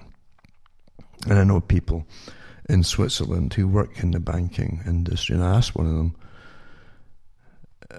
how they happen, these bank collapses, and just to get their take on it. And that's what was said. He talked to the top head of one of the top banks and so on, very high bank, and who said to him, it's a political decision, always done for other reasons, but not because they have to do it. You understand, if nothing's backed by anything, you can play the game forever and ever and ever. That's what Greenspan said. He said, we can never really collapse, he says, we can just keep printing money up. They don't even print it now, they just punch in digits into computers, and special people that literally, they're magicians, have the authority to just punch them in, and okay. Yeah. And there's nothing real about anything, except the effects that you're all getting screwed. So anyway, that's that one there. And the coronavirus pandemic, the real danger is Agenda ID 2020. That is the name of it. And that's Global Research did articles on it. And anyway, and yes, even with different sites that you might not even agree with or whatever, it's occasionally good to look at all information regardless, check it out and see if it's true or whatever, because a lot of people are looking at things that you're not looking at. It seems the more there is written about the causes of the coronavirus, the more the written analysis are overshadowed by a propaganda and fear-mongering pipe. Questions for the truth and arguments for where to look for the origins and how the virus may have spread and how to combat it are lost in the noise of wanton chaos. But isn't that what the black men behind this intended pandemic want? Chaos, panic, hopelessness, leading to human vulnerability, people becoming easy prey for manipulation. Well, that's what terror is for, you see. So, but there's such a program, as I say, Agenda ID 2020, and you'll see the usual characters involved in their agenda, real ID for everybody, they call it, and you'll have your number, and some of them it's already up and running for people who want it, who join it. So there you go, and that'll be used for everything. Just like the old science fictions had you down with barcodes and stuff, or chips. So here it comes, it's all there. So it's not a surprise. A lot of folk will run for it, actually. A lot of youngsters will run for it, thinking it's cool. I remember doing an article when the chip was put under the skin, maybe 10 years ago or more, as a test run for a big company that had nightclubs and things and dance clubs, and you could go in there and get the little chip under your arm, in the forearm, and it would be charged like a credit card. They could charge it just with a scanner over the top of it with so many credits for the bar, and you went up there to get something, you just swiped your arm, and you'd show off to your girlfriend, and until a month later, the thing's getting, you swipe the thing and there's a big boil over it. It doesn't look that appealing anymore to the girlfriend, but never mind about the realities. But anyway, that's how they're going to go with all this stuff. And people, anything that's cool, you always get a certain segment of society that goes ahead first, you say, to be cool, to be noticed, until everybody's the same as them, then they're just one in the crew. It's like the tattoos. The whole fad was pushed. I remember doing a program years ago about who was pushing it, and the TV shows are pushing blah blah blah, and then they all start getting these tattoos, you see. And it came from being on their derrieres, apparently, for the women, to copy them in their arms, and then eventually they get them on their faces, and the avant-garde always, I'm more cool, I've got more tattoo, until everybody's got them, then they're just one of the crowd then, you see. And then you have virus-stricken Iran comes in the form of more sanctions. That's the US help to Iran, is more sanctions as they're down, yada yada yada. Terrible. It's really horrific. You know what I saw too, I'm sure you saw it in the newspapers, that the people who really are trying to help the people in that poor area of Italy that's been heavily hit.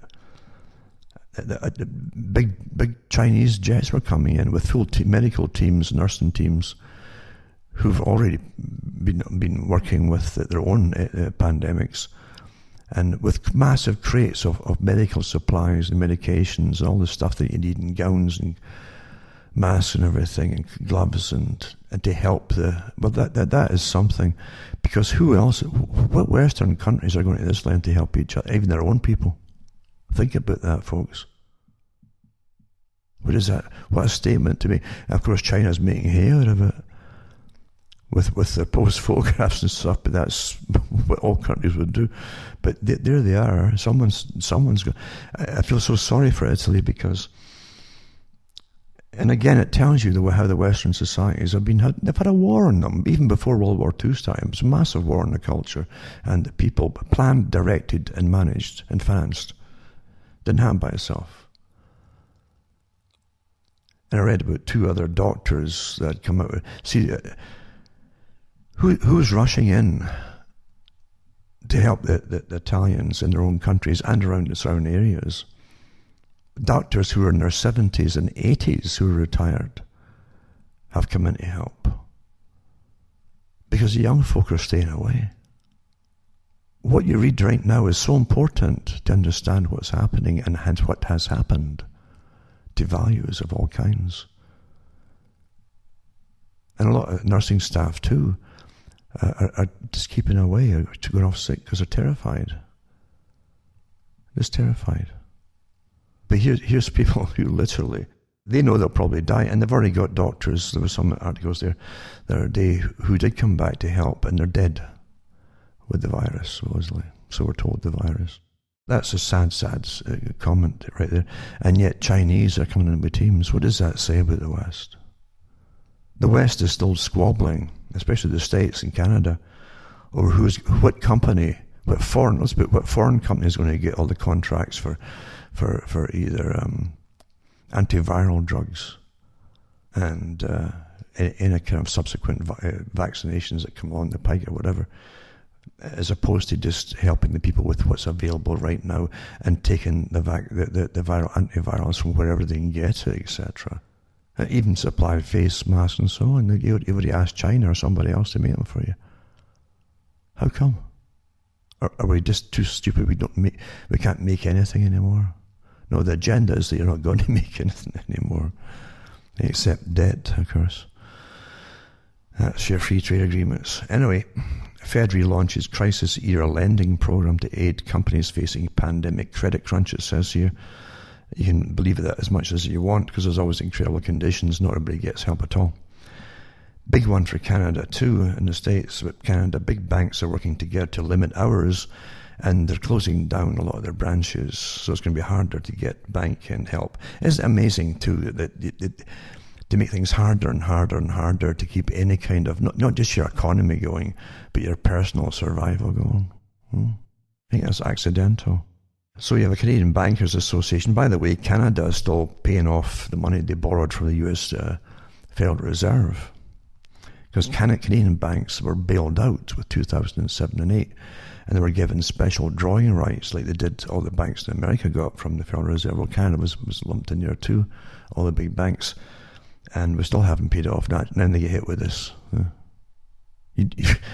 Of course, there's going to, now whether to take the bail-ins now, I don't know, or as opposed to the bailouts, because we all signed on to them, didn't we? And folk wouldn't believe it at the time.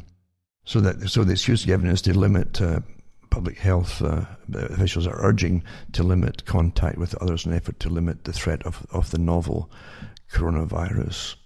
I remember too reading just a few days ago from a health site from the government here in Ontario, and from the north for Sudbury, they said that would be afraid. And this woman who's in charge said, I'm not going to beat around the bush, she said. I'm going to be, you try to get you really, on board with the whole thing.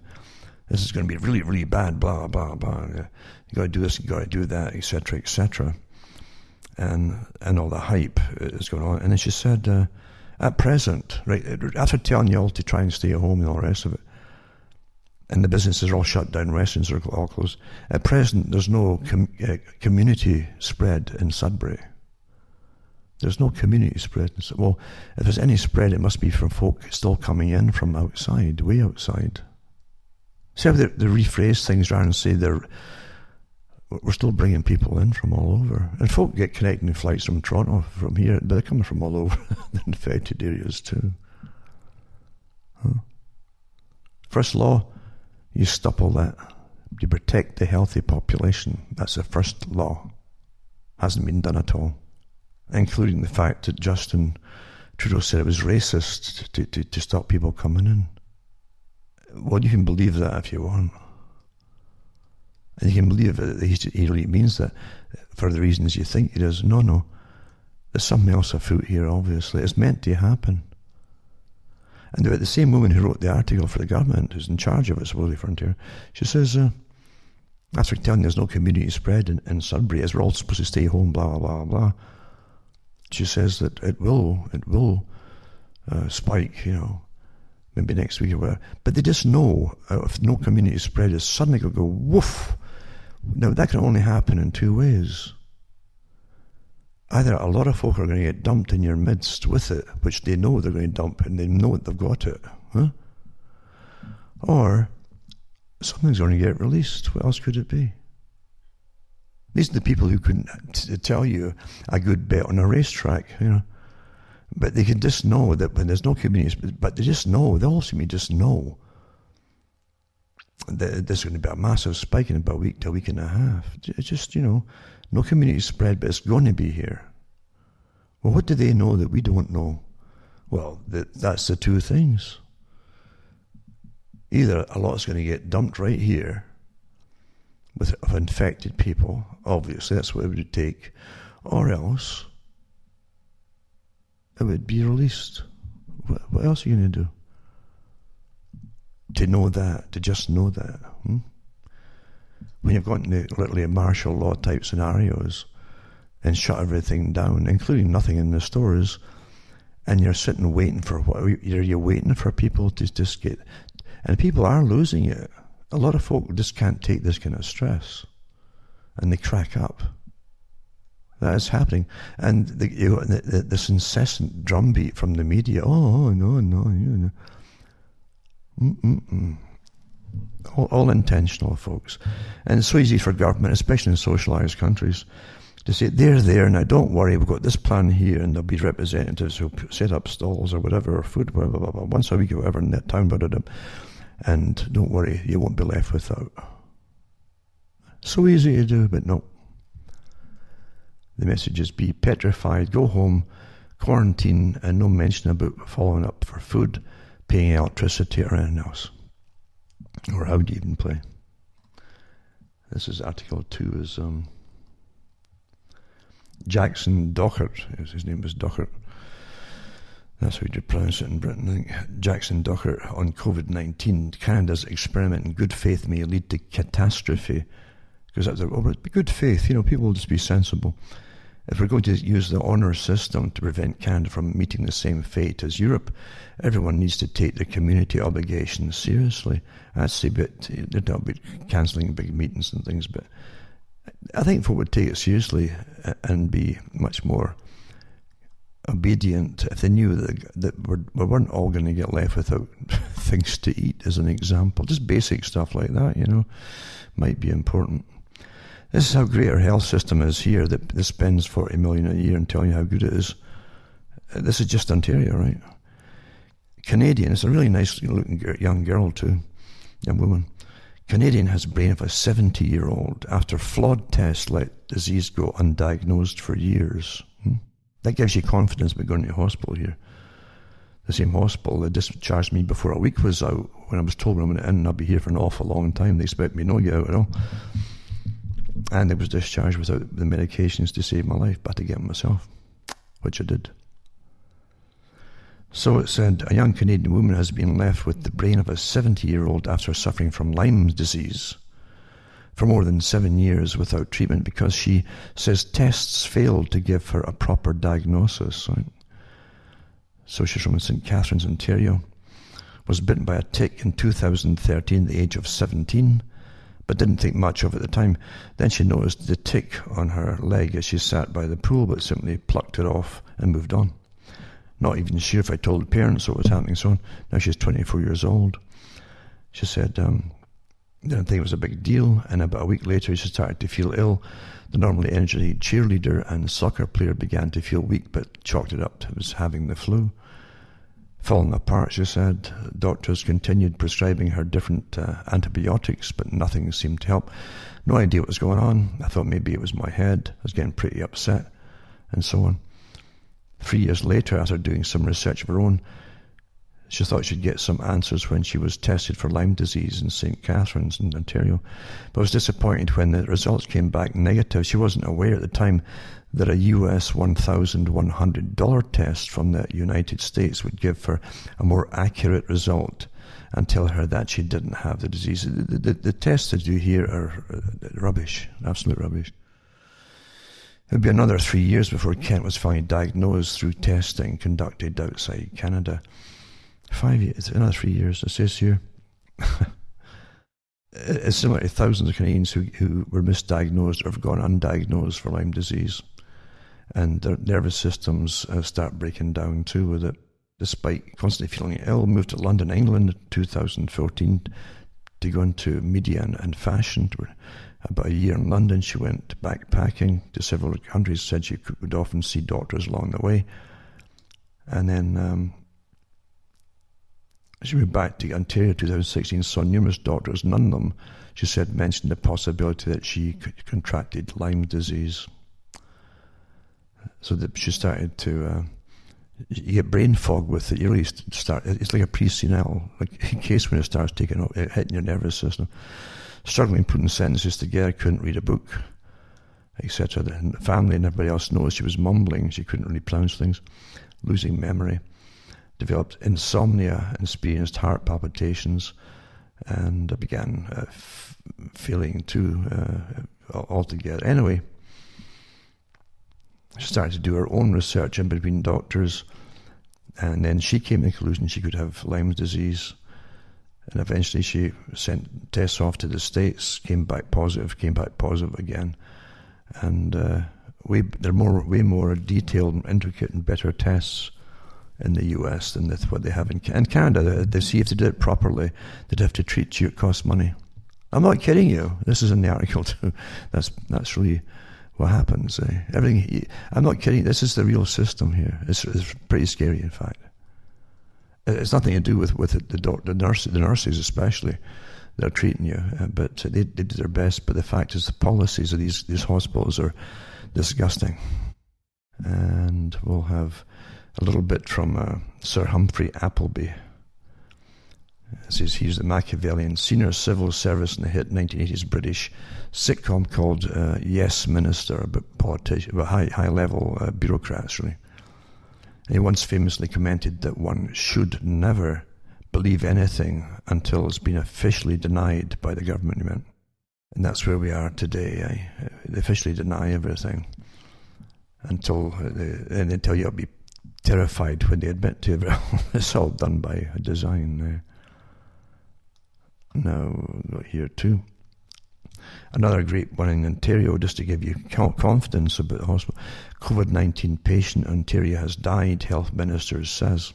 And this is Christine Elliott addressed the fatal Muskoka, that's the area in south of me, Muskoka region, adding that it's unclear at this time where the novel coronavirus is in fact the cause of death. So here's your confusing, right? The headline says, COVID-19 patient in Ontario has died, Health Minister says, and then it's unclear at this time where the novel coronavirus is in fact the cause of death, right? There's been a death. Okay, there's a big statement.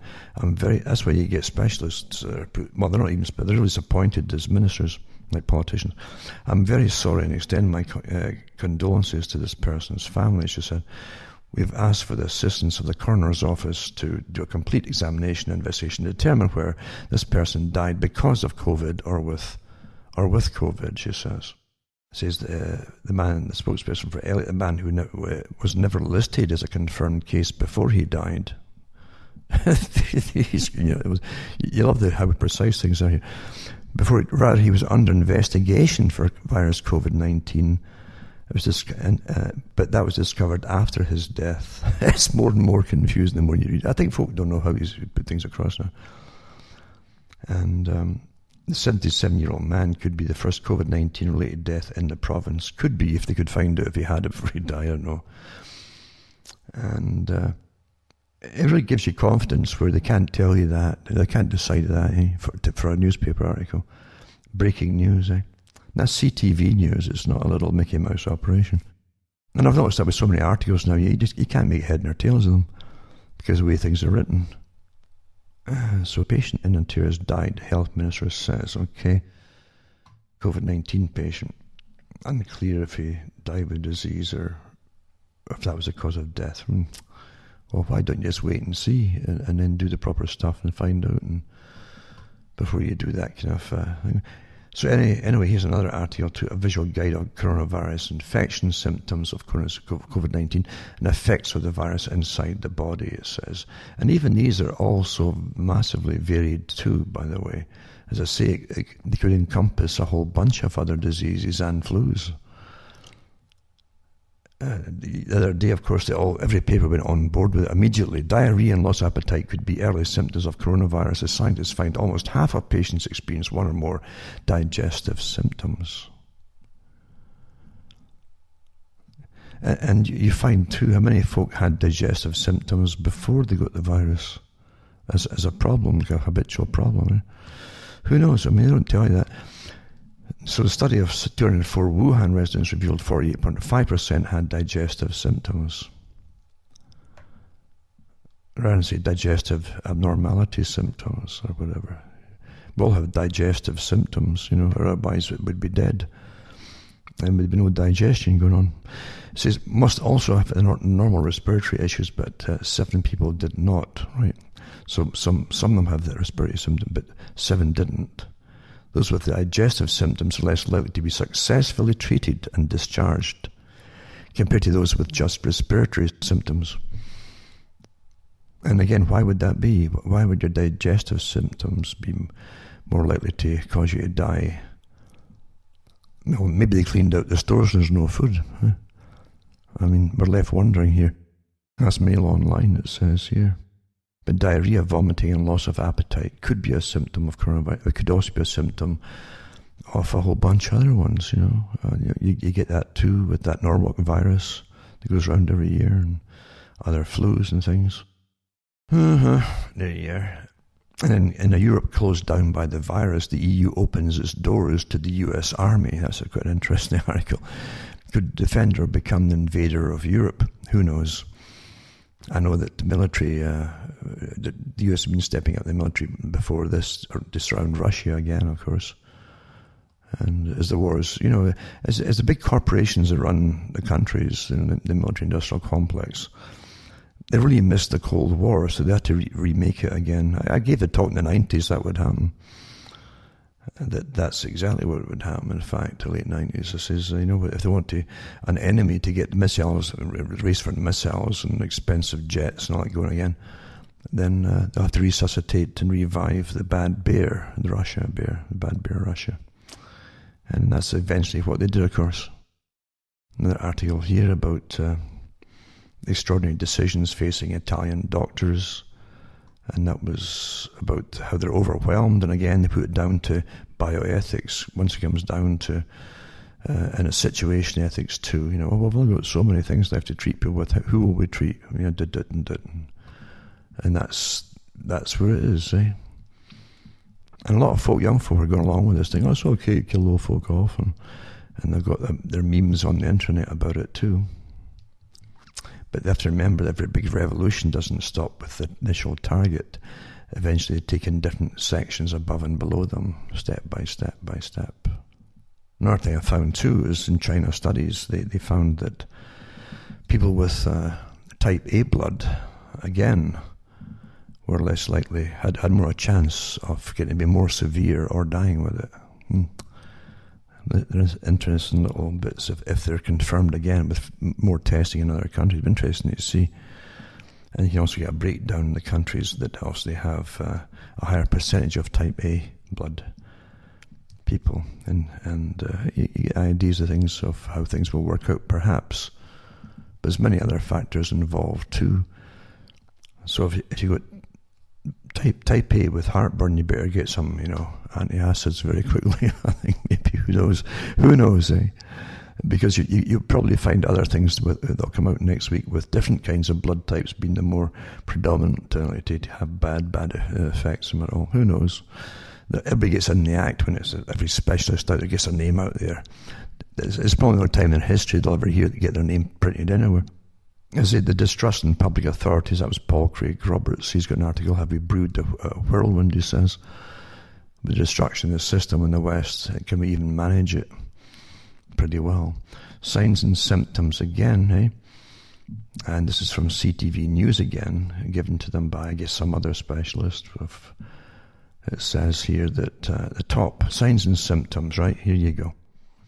This is why you pay specialists. You might have a fever. These are what you might have, right? Remember, even when you get trained in medicine, they give you a whole host of signs and symptoms, and a lot of them forget that, doctors too. But it used to be stressed that the signs and symptoms, you won't get them all at the same time. It'd be very unique to have a patient with all the signs and symptoms for that disease. And what you're getting today too, most folk today are being told, in the West especially, being told, oh, if you've got a little fever, a little cough, self-isolate for so many days, you see, at home. And then it breaks out in the paper. They end up having to get taken into emergency eventually, or intensive care because they're dying at home. It doesn't inspire confidence to me. So fever, cough, and then difficulty breathing, right? Pneumonia. The pneumonia is really an effect that happens of it. It just means your lungs are filling up with basically blood, in a sense, if it's viral pneumonia. And it's your immune response to this disease that they can kill you. It can make you very ill, or if not kill you, in fact. And that's why the antivirals can try fool the body that the thing isn't as bad, or isn't even present in the body. That's what you're trying to tell all the different response mechanisms in your body, just ignore it, and so you can breathe, etc. And if that doesn't happen, your lungs are overwhelmed with massive blood running in with all the different cells and so on that are killer cells and phagocytes and leukocytes, etc. All the different sites, eh? And it's not a tourist guide, all these sites. It's just things your body happens to send there. Anyway, here we go again. So, pneumonia is a response to something. It's a condition, you might say. Bacterial pneumonia is a bit different with the dirty sputum and so on too. But similarly, you can get a breath eventually. The alveolar tissue are pretty thin-walled tissues for oxygen to pass through, and your CO2 to come out and all that, before they give you your CO2 bill. And if they get damaged, which they do with this kind of thing, then you get fewer and fewer cells that are working for exchange, and that's what causes the problem. Sometimes you've probably seen them in Italy. People are on their bellies with the tubes on their front of their faces, but they're on their bellies to try to help them breathe easier, because the pressure's bad enough on the lungs. And often they feel a bit more ability to breathe better and expand the lungs to get the air in when they're lying on their chest to an extent. And then the other symptoms you might have, right? And remember too, fever, cough, difficulty breathing, pneumonia can happen with other things as well. So tiredness is another symptom. With anything too that's like an infection, wears you down, you get tired. Aches and pains, well, that could be anything, eh? Nasal congestion or runny nose. It could be a cold, or just a cold day, or an allergy, a sore throat, or diarrhea. See, and then if it's getting worse, you see they have difficulty breathing or shortness of breath, persistent pain or pressure in the chest, which could be other things too, including a heart condition, new confusion or inability to arouse, and bluish lips or face, which obviously is not healthy. But so you got a whole bunch of things that could or couldn't be. But the only way you can really tell, as I say, is with a proper working and accurate test, obviously, right? So like the previous flus, as I say, they often just lump them all down as a particular strain, and it's presumed. And you often find the games that governments play with the term presumed, and the presumption eventually vanishes as they want to show that for one reason or another that there's actually more of a particular thing which they want you to believe exists. And it's not necessarily the case if they hadn't had the test. We know that Italy surpassed China's death toll, despite having fewer confirmed cases. And there's another spike happening right now, apparently, in Italy. Pandemics they can come and go and rise and fall, is the idea too. Ontario declares a state of emergency amid the pandemic. CTV News again. It says this is a decision not made lightly, it says. And once again, you're left with, well, what do we do? Just go to your homes and sit there and stay there, is it? Or what are you supposed to be? But they certainly, and they tell you what they're closed, which is pretty well everything, pretty well. But they don't tell you how life is still going to go on. It says, like everywhere else, Ontario has set aside a $100 million contingency fund. And contingency for what, though? And is receiving $200 million from the federal government, used to open 75 more critical care beds in hospitals, as well as 500 post-acute care beds to help hospitals set up 25 more COVID-19 assessment centres. So this is going to cost $300 million for Ontario. $300 million, right? For 75 more critical care beds in hospitals. And 500 post-acute care beds to help hospitals set up 25% more. I mean, really, they should have more post-acute care beds anyway in hospitals. So they're really making up for things they know they should have had before. Because you get post-acute in lots of things. But 75 critical care beds, eh? Money, when government does anything, you probably see it when it comes holiday time for students. I can remember years ago reading articles where they would have amazing things like the Ontario government is giving about $16 or $17 million to set up like one of these quasi-private window cleaning companies that would employ 11 students. For how many millions was this? What are they paying them? Well, of course, the money never gets to the bottom. I mean, the money goes, we're living in an awfully corrupt system, folks.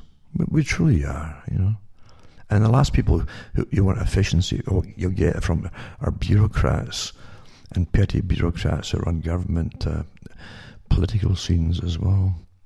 Other article, the Canada-US border is not securable and has never been, especially during a pandemic, because they're letting them cross back and forth. It's a political thing that's been going on for the last few years with we used to call them illegal aliens that simply jump the queue and makes a farce of the folk who apply in their own countries legally and wait and see what happens. These ones are basically just come in and say, well, you're getting us whether you like it or not. And they just walk across from the States to Canada and back and forth all the time. The cops just stand by and watch them.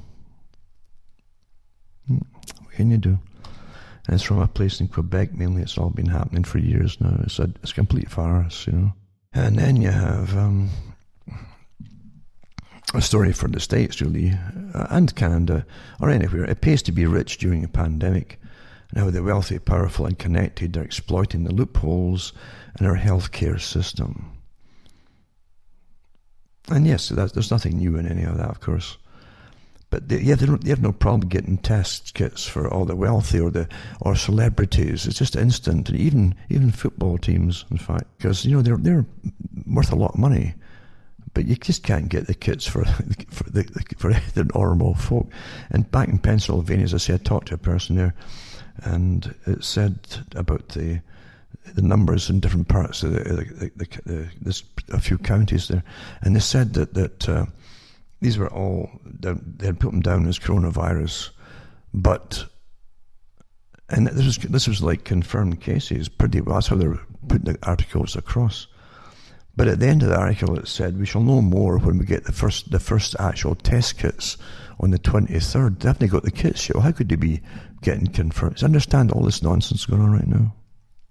And again, why don't they give the completely published, up-to-date published versions of the regular average flu cases that they get in every year, what they are at the moment, because I say there's at least two more different flus going around, different kinds of, which came out of China supposedly about the same time, just after Wuhan, just after the virus broke out. There were two more flus broke out to confuse things even more, and I'm sure it's all over here too. So, but if you put them all down without kits, then it's quite a potpourri, you might say, or a mosaic of guesses, in a sense, isn't it? So, to me, obviously, it's a massive agenda, because there's so many ifs and iffy things involved here, and it's been planned from the very top, with all the NATO countries obviously involved, heavily involved in it, on board together with the exact same step by step. First, ignore it, and then have the press lambast anybody who mentions it from the supposed alternate sites. And then you come in, and then you give the permission for the press to go into overdrive and terrifying the public, which they do quite happily, much more than conspiracy sites did. And then you go on from there, step by step. That's how it's done. Let the prisoners out of prisons, which they're all doing, and even tell the same prisoners in the papers, on all the newspapers, that the police have been told not to arrest them if they get involved in certain areas of crime. So if you're a criminal and you get into the gangs again, once you're out there, you're not going to get arrested. They all know that, and it's going to be permanent Christmas time in the middle of summer when it comes along, because they've been told they're not going to get arrested. Well, when that all happens, then the troops will have to come out and deal with things too. You see, you kind of see where it's all planned to go, don't you? Don't you think so? Who knows? Maybe prison's going to be the only safe place to be eventually, because there'll be no prisoners there. But you may still get some 3 meals a day. Because at the moment everybody's scratching their heads with bare shells everywhere, in Europe here and everywhere else. What on earth are you going to do, eh? Huh? What are you going to do? I can imagine you could do a really good kind of dark comedy about this, in a sense. There's so many aspects of it, where you would have big, massive drones going over the cities, etc., after they petrified the public and terrified them and into bulk buying like never before of everything that they need and so on. And then they'll say, we must take in food. You've cleaned out the country. It's an emergency thing. We're taking the food off you. And they fly over it, and he's got massive electromagnets hanging. And you're going to see billions of cannons just go flying through rooftops, zapping up to this thing. That'd be quite you could do. Yeah, it's funny how your mind works sometimes, because I get little pictures like that with the kind of things that they're telling us. But yeah, it's so obvious that people have no confidence in governments in the West, because the governments have given us no reason to ever trust them, in effect. And things will get rather nasty. So don't lose your cool, folks, because folk are cracking up now. They really believe they're in a movie now. The movies never end up well, if you noticed all these movies.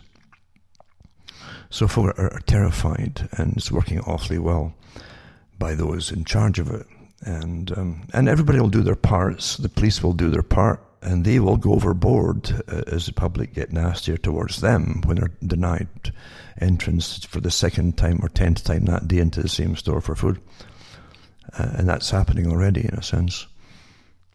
Things like that. And then they expect the police might start getting sick with it, and they want time off as well. And believe you me, there's a lot of folk come down, not from a virus and situations like that, but through terror.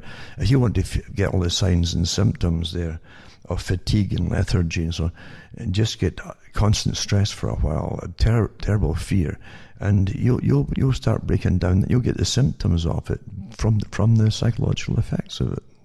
Terrible thing to have, and that'll go for police and everybody else as well.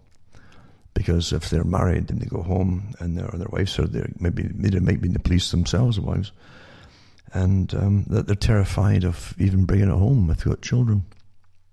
So it's a domino effect. That's how the things are designed to go. The military will just talk about it too. They'll come down with it. And I tell you, folk have no idea, the average people have no idea, none at all, of how to manage self-quarantine and basically barrier techniques to ensure they don't get it. It's a very intensive way to what you clean, and even if you have gloves and you take this off and take that off, you do your shoes, you do everything. Where your shoes have walked, keep them outside your house, blah, blah, blah, blah, and then sterilize the shoes and boots or whatever.